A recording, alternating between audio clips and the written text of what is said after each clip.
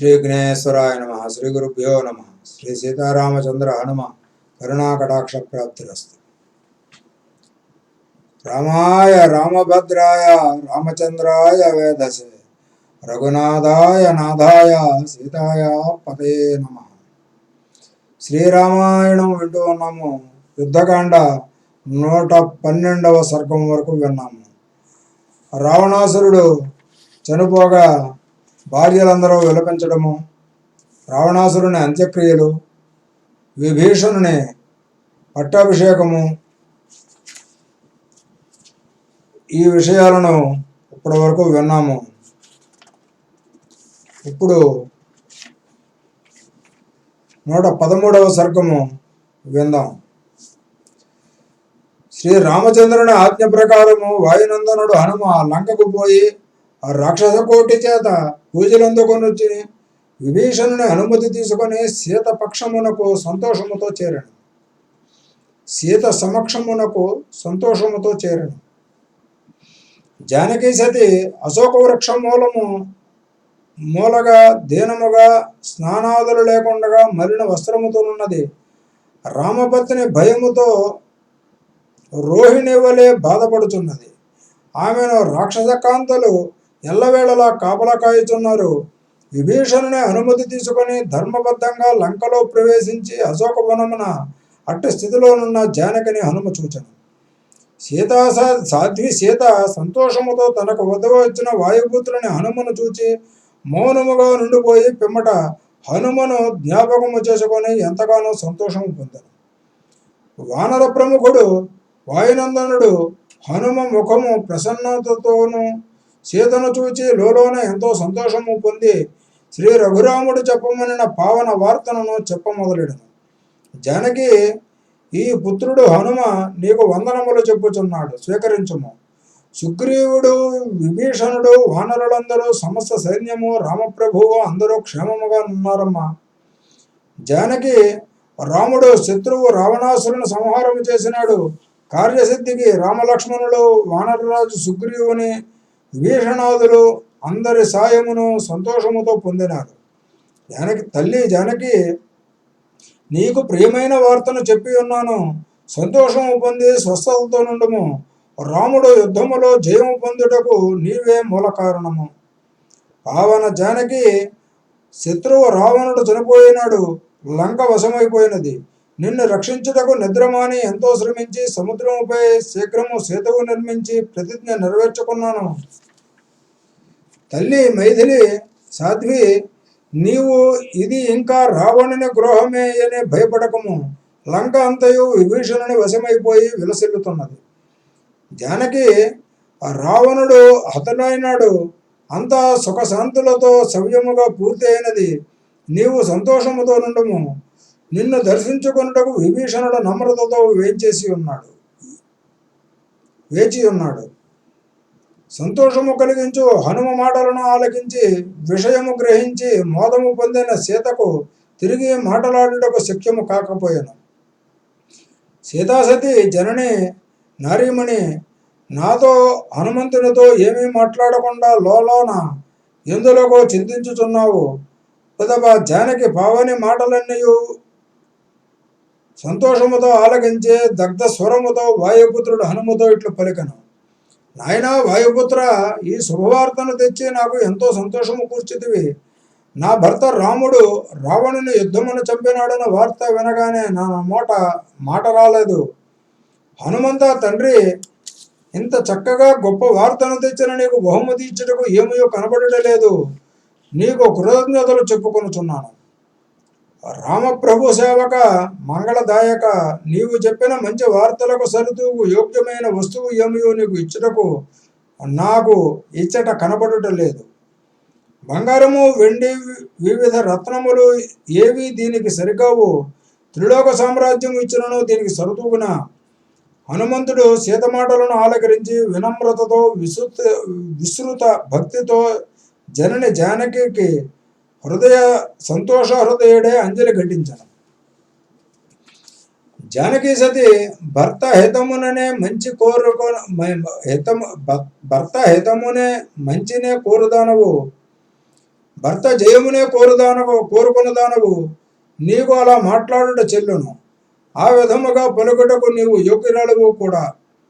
సౌమ్యురాల పావని జానకీ సతి, నీవు పలికిన మాటలన్నయో సారభరితమై శుభకరమై మైత్రిప్రదమై ఒప్పుచున్నవి.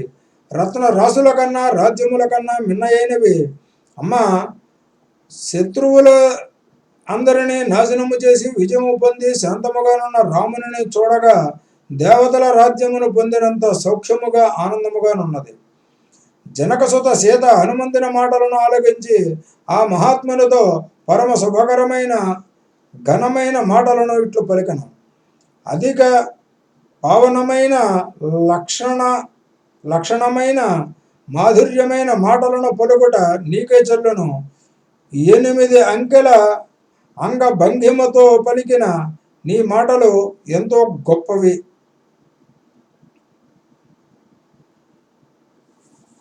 అంటే అష్టాక్షరి. నాయన, నీవు వాయుదేవుని పుత్రరాజము, సురుచిర ధర్మవర్తనుడవు, పావన బల శౌర్య శాస్త్ర విజ్ఞాన ధనుడవు, మంచి బుద్ధి పరాక్రమము వినయము ధైర్యము కలవాడవు, నేర్పు ఓర్పు తేజము స్థిరత్వము ఎన్నో గుణములతో శోభిల్లువాడవు. ఇందులో రవ్వంత కూడా సందేహము లేదు. పిమ్మట హనుమంతుడు సీతమ్మకు అంజలి ఘటించి ఆమెకు ఎదురుగా నిలిచి ఏమాత్రము తొట్టుబాటు పడకుండా ఇట్లు పలికెను. జానకి, నీ చుట్టూ ఉన్న ఈ రాక్షసకాంతలు నిన్ను ఎంతగానో క్రూరముగా ఘోరముగా బాధపెట్టిరి. నీవు అనుమతించిన వీరిని అందరూ ఈ చేతులతో చంపివేసేదను. సద్గుణశీలి అశోకవనమున నీవు నీ పతిని తలుచుకొని చుండగా ఈ రాక్షసులు నిన్ను ఘోర రాక్షసముగా బాధలు పెట్టినారు కదా. సాధ్వీమణి జానకి, ఈ రక్కసులు వివేకహీనులే దుర్భాషలాడుచు నిన్ను క్రూరముగా నిర్దాక్షిణ్యముగా ఎంతగానో బాధించలేదా? జానకి, నీవు నాకు ఎలాగైనా అనుమతి ఇమ్ము. నిన్ను దారుణమైన మాటలతో హింసించిన ఈ రాక్షస స్త్రీలనందరూ చంపివేసేదను. అమ్మరో సీతరో, నెమ్మిదక్కి రక్కసులు నెక్కముగా నిన్నటు బాధించిన వారిని చూపుమా. తల్లిరో, నీకు అనేక విధముల అపకారములు గావించిన దైత్య స్త్రీలను పిడికిళ్లతో అరచేతులతో విశాల ఘాతముల జంఘాతముల మోకాళ్లతోడను బాది దంతుల కరచి ముక్కు చెవులు కొరికి జుట్లు పీకి వక్త్రముల శుష్కింపజేసి చీల్చి చెండాడి ఎగిరి పైబడి కొట్టి ఎముకలు మెడలు భుజములు పక్కలు భగ్నములుగా దేహయష్టుల కింద పడవేయించి చంప నిశ్చయించితిని. జనని, నీదగు నాజ్ఞ నాకు శీఘ్రము దయసేయగదే. ఉపేక్షయాల నా ఆపేక్ష తీర్పంగా జనని జానకి. దీనులకు శరణనిచ్చు జానకి హనుమంతుడి మాటలను ఆలకించి మనసులో ఆలోచించుకొని ఇట్లు పలికెను. వానరోత్తమ, రాక్షసకాంతలు వారి ప్రభువు ఆజ్ఞలను పాటించినారు, అంతేకాని వారికి పూర్తి స్వేచ్ఛ కలదా? ప్రభువు ఆజ్ఞ ప్రకారము చేయరా? హీనదాస్యపరాయణులను బాధపెట్టుట ధర్మమా? హనుమ, అభాగ్యులు ఎవరైనా సరే లోకములో కష్టములు అనుభవింపక తప్పున నేను పూర్వము చేసిన పాపములకు ఫలితముగా ఈ ఆపదలు పొందినాను. చేసిన పాపములు తప్పుకొనుట సాధ్యమా? హనుమంత, అలా అనకుము. ఇది దైవ నిర్ణయము. నా గత పూర్వబంధమున ఈ కష్టములు పొందినాను. నా కష్టములకు ఈ రాక్షసుల కారణము కాదు. ఈ కాంతలందరూ క్షమించుచున్నాను. వయనందన, రావణుని ఆజ్ఞ ప్రకారము ఈ రాక్షస స్త్రీలు నన్ను బాధలు పెట్టినారు. ఇప్పుడు రావణుడు చనిపోగా ఈ రాక్షసులు నన్ను ఏమీ చేయజాలరు, నమ్ముము. హనుమంత, పెద్ద పులితో భల్లోకము పలికిన ప్రాచీనమైన ఒక కథను, ధార్మిక శ్లోకమును విపులముగా చెప్పేదను వినుము. లోకములో ఉత్తముడైన వాడు తనకు అపకారము చేసిన వానికి ఎప్పుడూ అపకారము చేయక మేలునే చేయును. పురుష శ్రేష్ఠులకు ఎప్పుడూ సచ్చరితమే మంచి అలంకారము. పురుషోత్తముల పాపుల యందు గాని పుణ్యాత్ముల యందు గాని చంపదగిన వారి యందు గాని ఎట్టి భేదము చూపరు. వారి నైజముకు ధర్మబుద్ధితో ఎప్పుడూ ఉపకారముననే చేయుదురు. నాయనా వాయుసుత, నా మాటలు వినుము. లోకమున హింస చేయు వారికి, దురాత్ములకు, పాపకర్ములకు, దూషింపదగిన వారికి మేలునే చేయవలేను, చెడును ఎప్పుడు చేయరాదు. ధర్మమూర్తి హనుమ జానకి మాటలను ఆలకించి పవిత్ర చరిత్రగా రఘురాముని సతీమణిని చూచిన వెంటనే ఈ విధముగా పలికను. తల్లి, నీవు గుణవంతురాలవు, సాధ్వివి, పూజ్య రాముని పత్రివి. రాముడు పంపిన సందేశమునకు బదులుగా నిన్ను సందేశం ఇమ్మని ప్రార్థించుచున్నాను. ఇది రాముని వద్దకు పోయేది, ఇచ్చిన రాముని వద్దకు పోయేదను. హనుమంతుని మాటలను ఆలకించిన జనకుని పుత్రి తల్లి సీత ముందుగా నా నాథుని రఘురాముని చూడదలిచినానని సంతోషముతో పలికను. శౌర్యధనుడు వాయుపుత్రుడు హనుమ జానకి మాటలను స్వరము ఆలకించి ఆమెకు సంతోషము కలిగించుచు ఇట్లనెను. అమ్మా జానకీ సతి, సద్గుణశీలి, పూర్ణచంద్రముఖి తరుణి, నీవు శీఘ్రముగా శత్రుమర్ధనుని, గౌరవ రామచంద్రుని, లక్ష్మణుని, శచీదేవి ఇంద్రుని చూచినట్లు చూచెదవు. తేజోనిధి హనుమంతుడు సాక్షాత్తు లక్ష్మీదేవి వంటి జనకపుత్రితోడ అలా పలికి రామచంద్రుని సన్నిధికి తిరిగి వచ్చాను. సాక్షాత్తు లక్ష్మీదేవి వంటి అని కథానురూపంగా వాళ్ళు మానవ జన్మలోనే ఉన్నారు కాబట్టి ఆ వంటి అనే పదం వాడారు తప్ప ఆమె ఉత్తముడు ఆంజనేయుడు ఉన్నతురాలు సీత చెప్పిన ప్రత్యుత్తరము అంతయును దేవేంద్రునితో సమానుడైన సత్యమూర్తి రామమూర్తి ఆలకించినట్లుగా యథాతథముగా వినిపించను. 113వ సర్గము సమాప్తము. 114వ సర్గము ప్రారంభము. పద్మపత్రముల వంటి కనుల కలవాడు ధనుర్ధారి అయిన రామచంద్రునకు ఆంజనేయుడు నమస్కరించి యుక్తియుక్తముగా ఇట్లు పలికెను. రామ మహాతేజ, ఏ రాముని సీతకై లోకములో ఇన్ని కష్టములు పడి కార్యములు ఆచరించి ఉన్నామో ఆ పతివ్రతను సీతను శీఘ్రముగా చూడవలయును. రఘురామ, నేను జయవార్తను చెప్పగానే శోకమూర్తి సీత వెంటనే సంతోషించి కనుల నుండి ఆనంద బాష్పములు రాల్చి నీ కమనీయ దర్శన భాగ్యము కోరినది. పూర్వము నాపై గల నమ్మకముతో మురిసిపోయి కార్యసాధన చేసిన పరమపూజ్యుడు రామచంద్రుని, మాన్య లక్ష్మణుని వెంటనే చూడవలయునని సీత పలికినది. మాన్యుడు నిత్య సత్య సౌమ్యుడు రాముడు కొంతసేపు లోలోన ఆలోచించి దుఃఖముతో కన్నీరు కార్చుచూ ఇట్లు పలికెను. దీర్ఘముగా నిట్టూర్చుచూ దివ్య రామచంద్రుడు నేలపై వైపు చూస్తూ తన సమీపముననే ఉన్న ధన్యుడు మేఘతుల్యుడైన విభీషణను చూచి ఇట్లు పలికెను. నాయనా విభీషణ, నీవు ఇప్పుడు శిరస్నానము చేసి దేహమునకు అంగరాగాదులు పూసుకొని ఆభరణములు అలంకరించుకున్న ఘన జానకి సాధ్విని శీఘ్రముగా ఇచ్చటకు తీసుకుని రమ్ము. రాముని మాటలను ఆలకించి విభీషణుడు తాను తొందరగా అంతఃపురము ప్రవేశించి తన కాంతలకు విషయము చెప్పి సీతామాతకు కూడా కబురు అందజేశాను. శ్రీమంతుడు విభీషణుడు వినయుడే జానకిని దర్శించి భక్తితో శిరసున అంజలి ఘటించి ఇట్లు పలికను. తల్లి సీతామణి, నీవు ఇప్పుడు దివ్యమైన అంగరాగములు పూసుకొని గొప్ప ఆభరణములను అలంకారములను తీర్చిదిద్దుకొని వాహనమునెక్కి ఎదురు చూచుచున్న నీ భర్త వద్దకు చేరుట క్షేమము. సీత విభీషణుని మాటలను ఆలకించి రాక్షసేంద్ర స్నానము అది లేకుండానే శీఘ్రముగా ఇప్పుడే రఘుత్తమును చూడదలిచినాను అని పలికెను. గణమ తల్లి, అమ్మ జానకి, నీ భర్తల మాటల ప్రకారము తప్పక నడుచుకున్నామమ్మా, అదే నీకు మంచిదమ్మా. పిదప పతివ్రత వనిత జానకి విభీషణుడు పలికిన మాటలను ఆలకించి భర్త యందు భక్తితో అటులనే చేయదులని విభీషణునితో పలికెను. శిరస్నానము చేసినది, సర్వ సంస్కారములు చేసుకున్నది, గొప్ప అలంకారములతో శోభిల్లుచున్నది. తేజస్విని అయిన జానకిని విభీషణుడు రాక్షస స్త్రీల రక్షణలో పల్లకీలో తీసుకుని వచ్చాను.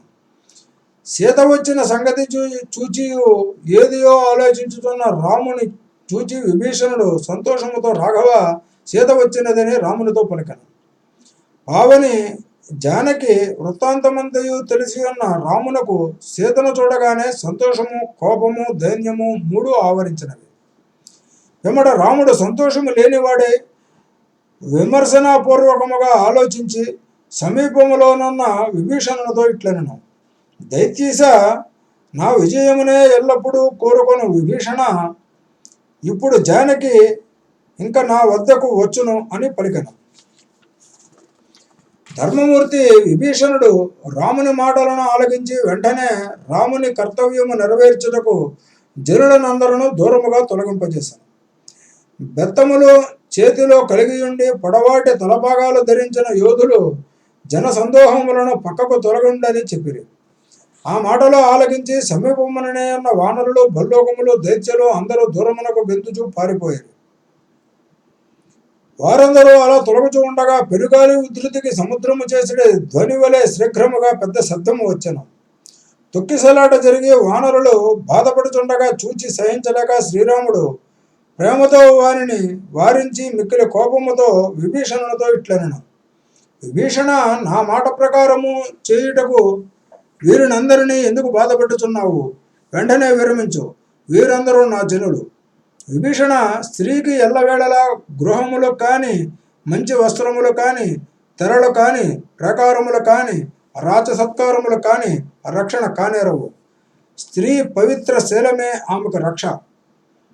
పాణిగ్రహణము వేళ సర్వజనము దూరమగుచున్నప్పుడు, రాజ్యమున ఘోరముల జరిగినప్పుడు, స్వయంవరముల యందు, యజ్ఞముల యందు, శుభ సమయములలో స్త్రీలు కంటబడుట తప్పు కాదు. సీత ఆపదలలో నుండి ఘోర కష్టములు అనుభవించి వచ్చినది. ఆమెను ఎవరు చూచినా దోషము కాదు. పైగా ఆమె నా వద్దనే ఉండగా దోషము కలుగునా? కావున విభీషణ, జానకి ఇంకా పల్లకి విడిచి మంచిగా పాదచారిణి అయి నా వద్దకు వచ్చును. ఈమెను ఈ వానరులందరూ చూచెదరుగాక. రాముని మాటలను ఆలకించిన మహాత్ముడు విభీషణుడు ఆ ప్రకారమే రాముని సమీపమునకు గుణవంతరాలు సీతను తీసుకుని వచ్చాను. రాముని మాటలను ఆలకించి రామ మాటల తీరుకు సుగ్రీవుడు, సౌమిత్రి, హనుమంతుడు ఎంతగానో చింతించారు. భార్యను చూచి రామచంద్రుడు అలా పలుకటలో ఎంతో ఉదాసీనత కనపడుచున్నది. భయంకరముగానున్న అతని రూపము చూచినచో భార్య ఎందు ప్రేమ లేనివాడుగా బాహాటముగా తోచుతున్నది. సీతాసాధ్వి సిగ్గుపడుచు తన అవయవముల కనపడకుండగా కుదించుకొనుచు విభీషణుని వెంట నడుచుకుని రాముని వద్దకు వచ్చాను. మిక్కిలి సౌమ్యవంతురాలైన పతివ్రత తిలకము సీత ఎంతో సంతోషముతో స్నేహపాత్రుడైన భర్త సుందర ముఖమును చూచాను.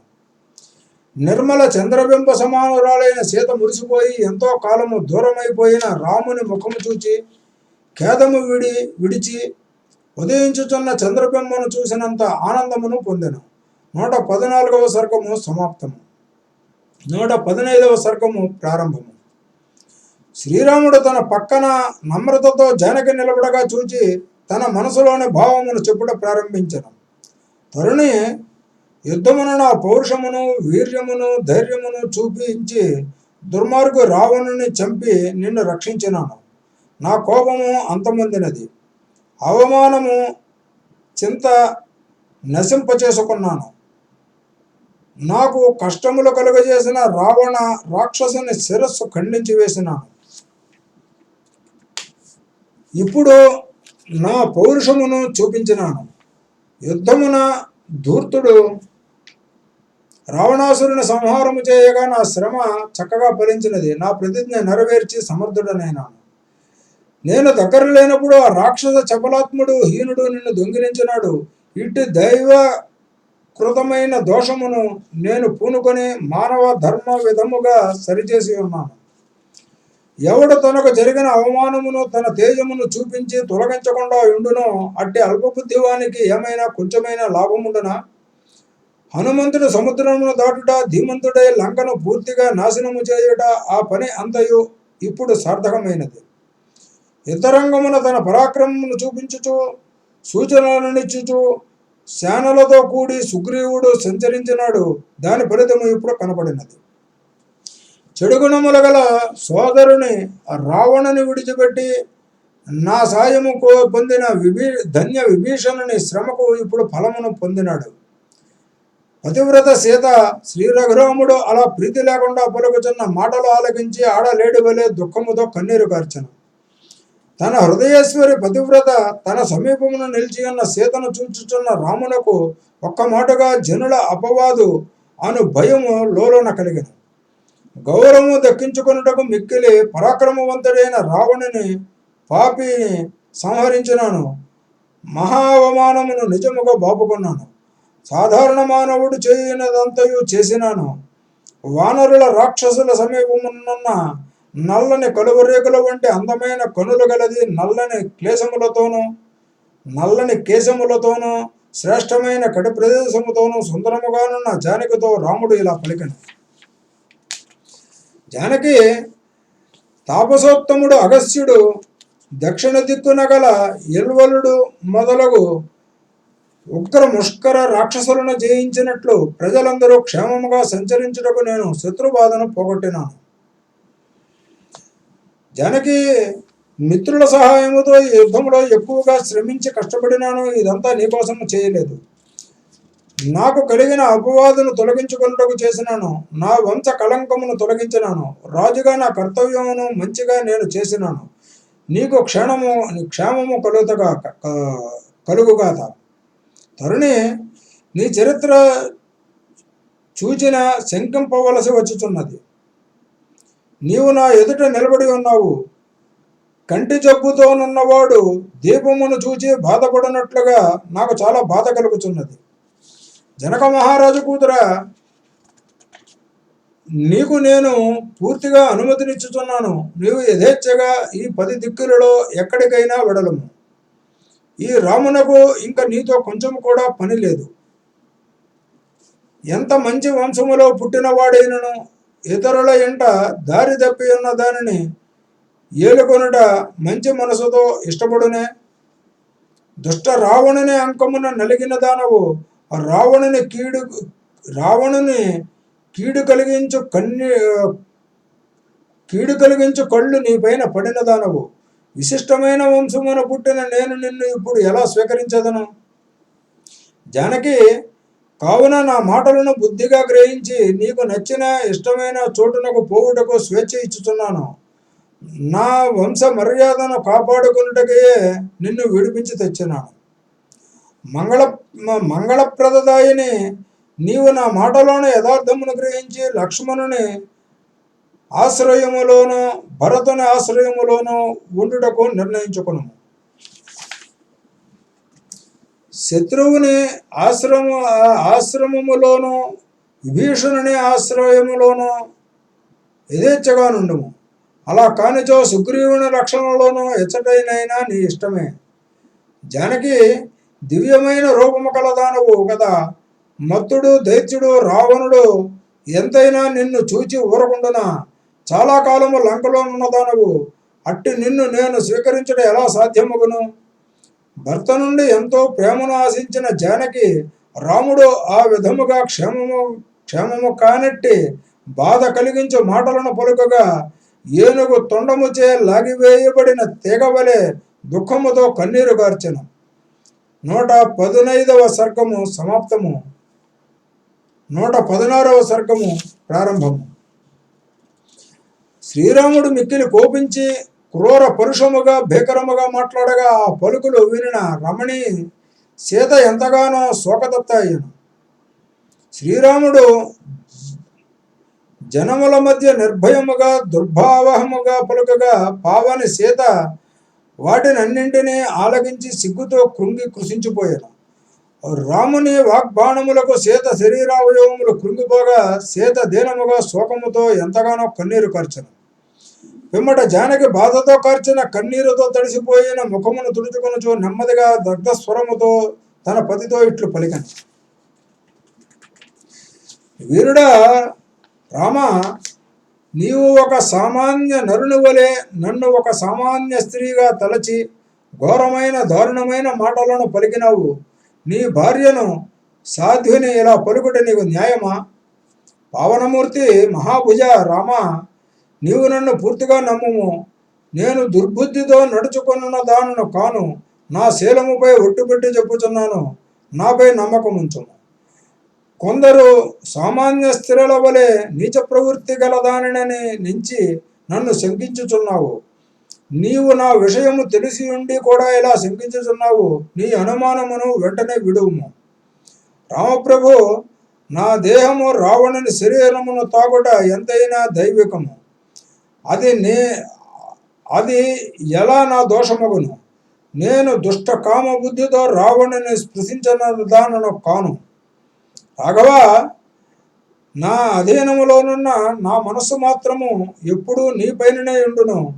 పరమ వ్యధతో కుమిలిపోవచ్చున్నప్పుడు నా దేహము పరాధీనమొకట నా దోషమా? మాన్యుడా, ఇంతకాలము మనమిద్దరము మనసున ఒకటిగా ఉండి సంచరించినాము. ఈ జానకీ సాధ్వియందు మోసము మాయలు చూచినావా? నీవు నన్ను శంకించిన నేను శాశ్వతముగా నశించినట్లే. నా ప్రియమూర్తి, నీకు నాపై నమ్మకము లేకపోయినచో నన్ను వెదుకుటకు ఇంత గట్టి ప్రయత్నము ఎందుకు చేసినావు? హనుమంతుని ఎందుకు పంపినావు? అప్పుడే నన్ను వదిలివేయవలసినది. వీరుడా రాఘవ, హనుమంతుడు ప్రత్యక్షముగా నన్ను చూచి చెప్పినప్పుడే నన్ను వదిలివేసి ఉండినచో ఈ సీతాసాధ్వి భూమిపై ఎంతవరకు ప్రాణములతో జీవించి ఉండునా? నీకు నా మీద నమ్మకము లేనినాడు, అనుమానమే ఉన్ననాడు నీకు ఈ శ్రమ ఎంత దేనికి? నీ సమస్త మిత్రకోటి శ్రమ పొందుట, కష్టములు పొందుట ఎందులకు? రాజశ్రేష్టమా రామచంద్ర, తేజోశాలివి, ధర్మము నెరిగిన వాడివి, క్రోధావేశములతో సామాన్య మానవుని వలె అల్పబుద్ధితో నడుచుకుందువా? నా సహజ శీలమును కొంచెము కూడా గుర్తించలేదా? జనకుని కూతురునే కానీ భూమి నుండి జన్మించిన దానను. అట్టి నా పవిత్ర జన్మ తెలిసి ఉండి కూడా గుర్తించకుండా పరమ క్రూరంగా అల్పబుద్ధితో అగౌరవముగా ప్రవర్తించినావు. నా బాల్యముననే నా కరమును పట్టి వివాహమాడి ఎంతో సంతోషముతో ప్రమాణము చేసి ఇప్పుడు దయాహీనుడివై నా శీలమును, ఔదార్యమును, భక్తిని అన్నింటినీ గుర్తించుకున్నావు. ఆ విధముగా పలికి సీత కన్నీరు మున్నీరుగా విలపించుచు కంఠము దగ్ధమైపోయి బాగా ఆలోచించి దుఃఖముతోనున్న లక్ష్మణుని చూచి చేయవలసిన కార్యము గురించి ఇట్లు పలికను. సౌమిత్రి, రఘురాముడు పలికిన మాటలున్నయో క్రూర బాణములై నా మనసులకు తగిలినవి. ఈ అపవాదులను నేను ఇంకా సహించి బ్రతకలేను. చితిని వెంటనే పేర్పించుము. నా మంచి గుణములను చూచి నా పతి సంతోషించినప్పుడు, సర్వజనుల సమక్షమున నన్ను విడిపించినప్పుడు నాకు అగ్నిహోత్రుడే దిక్కు. నేను అగ్ని యందు ప్రవేశించదు. సీతామాత మాటలను, రాముని నిష్ఠుర మాటలను ఆలకించిన లక్ష్మణుడు వదిన శోకమునకు తాళలేక క్రోధముతో రాముని వైపు చూచను. విక్రముడు బుద్ధిమంతుడు అయిన లక్ష్మణుడు రాముని ముఖ కవలికలు గమనించి చూచి చేయనది ఏమీ లేక సీత చెప్పిన ప్రకారము చితిని పేర్చను. ఆ సమయమున ప్రళయకాల యముని వలె నుండి కోపముతో మండిపోవచ్చున్న రాముణ్ణి పలకరించుట గాని, ఎదుట నిలుచుట గాని అక్కడ ఉన్న వారందరకు అసాధ్యమయ్యాను. పిమ్మట జానకి శిరస్సు వంచుకొని ఉన్న రామునికి భక్తితో ప్రదక్షిణము చేసి జ్వలించుచున్న అగ్నితోనున్న చితి వద్దకు చేరను.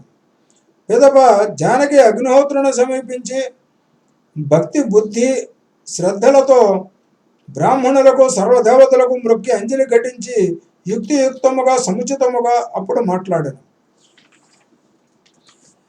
నా చిత్తం ఎప్పుడునూ రామునకు దూరము కాకుండా ఉన్నచో, నేను నిరంతరము రామునినే స్మరించి ఉండేది స్త్రీనే అయినచో, తేజస్సుతోనున్న ఈ అగ్నిహోత్రుడే సాక్షి ఇప్పుడు నన్ను కాపాడుగాక.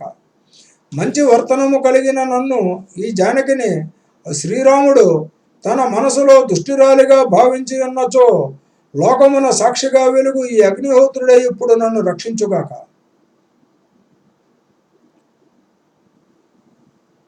మనసులో గాని, మాటలో గాని, చేతలో గాని సర్వధర్మ విధిని శ్రీరాముని కాదనిన ముష్కరురాలిని కానిచో ఈ అగ్నిహోత్రుడు నన్ను రక్షించుగాక. పూజ్యుడు, సూర్యుడు, వాయుదేవుడు, చంద్రుడు, దిక్కులు, రాత్రి పగలు, భూమి, సంధ్య ఇంకా ఇతర దేవతలు ఈ జానకి నిష్కళంకరాలని తలచినచో ఈ అగ్నిహోత్రుడు నన్ను రక్షించుగాక. పావని సీత ఆ విధముగా పలికి భక్తితో అగ్నిహోత్రునకు ప్రదక్షిణము చేసి తన మనసులో ఏమీ శంక లేకుండా వెంటనే అందరూ చూచుచుండగా అగ్ని ప్రవేశించను. సీతాసాధ్వి అగ్నిలో దూకుచుండగా అక్కడనున్న బాలలు వృద్ధులు జనులందరూ మిక్కిలి వ్యాకులతము చెంది ఉత్కంఠతో చూచిరి. అక్కడ అంతా నిశ్శబ్దము ఆవరించను. శుద్ధ బంగారు కాంతి గలది, స్వచ్ఛమైన బంగారు ఆభరణములు అలంకరించుకున్నది రమణీయ జానకి మనసును నిగ్రహించుకొని ప్రజ్వలించుచున్న అగ్నిలో అందరూ చూచుచుండగా దూకెను. పుటము పెట్టిన బంగారము వంటి పావని విశాల నేత్రి పతివ్రత జానకి నిర్భయముగా అగ్నిలో దుముకగా సర్వభూతములు, ఆకాశమున దేవతలు, భూమిని ప్రజలు అందరూ చూచిరి. అలా అగ్నిని దూకిన భాగ్యశాలిని జానకి మూడు లోకముల వారికి పవిత్రనేయి ఆహుతి అగునుచున్నట్లు శోభిల్లుచు బంగారు శోభతో ప్రకాశించుచు కనపడను. సచ్చరిత్రి సీత భయము లేకుండా అగ్నిలో దూముకుచుండగా యజ్ఞములందు మంత్రపూర్వకముగా అర్పించు నేతి ధారల వలె కనబడిన జానకిని చూచి స్త్రీలందరూ దుఃఖించారు. మూడు లోకములలోని దానవులు, దేవతలు, గంధర్వులు శాపవశమున స్వర్గమున నుండి వచ్చి నరకములో పడుచున్న దేవత వలె అగ్నిలో దుముక్కుచున్న జానకిని చూచిరి. ఆ విధముగా జానకి అగ్నిలో దుముకుచుండగా చూచిన అక్కడున్న రాక్షసులు, వానరులు విచారముతో బిగ్గరగా అరచిరి. దుర్భర బాధతో హాహాకారములు చేసిరి. 116వ సర్గము సమాప్తము. స్వస్తి. శ్రీరామార్పణమస్తు.